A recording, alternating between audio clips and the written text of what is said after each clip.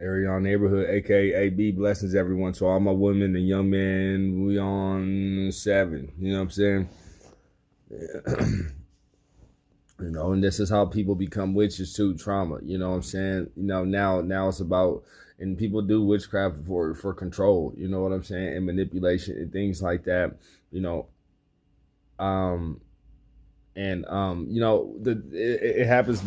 There's, like I said, witchcraft is like a vehicle to a destruction, gang banging, robbing, selling drugs, doing them, whatever. These are vehicles of destruction. Even, bar is not as innocent, you know what I'm saying, as you think. People you lose their life at the bar, you know what I'm saying, catch DUIs and all kinds of stuff, you know what I'm saying, at the bar.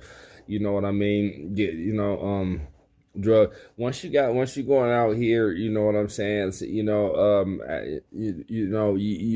can either run into God or Satan. We don't know. You know what I'm saying. The closest person I'm here to tell you, me and God real close, but I still run into stuff that I wasn't prepared for when I going out here. You know what I'm saying? Because I got to deal with Satan and whatever he might be trying to extend my way. You get what I'm saying?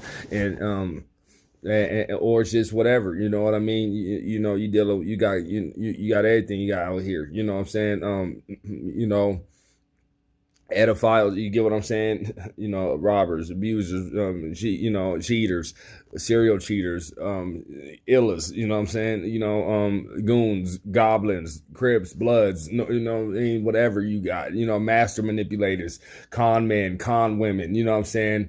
Cutthroats, you know what I'm saying, shiesties, you know what I'm saying. You got everything out here. You get what I'm saying. God, Satan, you know what I'm saying, Leviathan, Michael, you know what I mean. You got everything out here. You get what I'm saying. So it becomes harder to narrow it down. Where do you find a good man, a good woman? That see, when you start asking those questions after 25, okay, dog, you get what I'm saying. Okay, girl, you get what I mean. I'm just here to tell you. So you want to invest, while what you, because you're gonna go through troubles anyway. But trouble's supposed to bring you guys together. But once you start going through relationship trouble, I would